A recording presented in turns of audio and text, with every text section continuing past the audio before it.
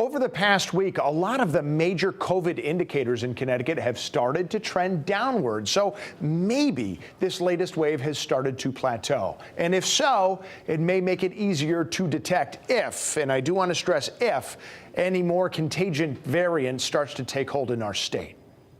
There's now a Brazilian strain, which may actually be worse than the South African strain or the UK strain. And officials may have now detected a new strain in California.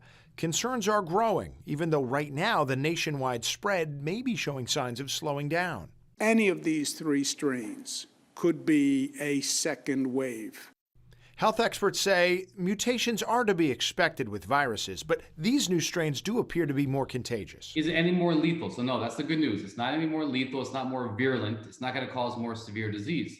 But it will, however, cause more people to get sick, possibly more people to get sick at the same time.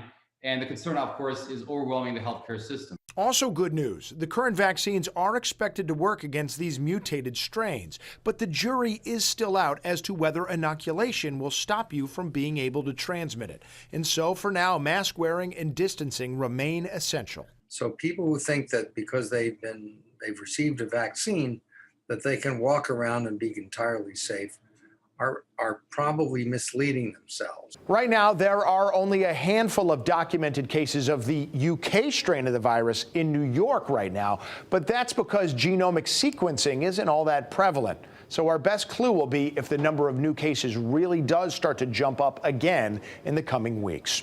I'm Tim Lammers, Fox 61 News.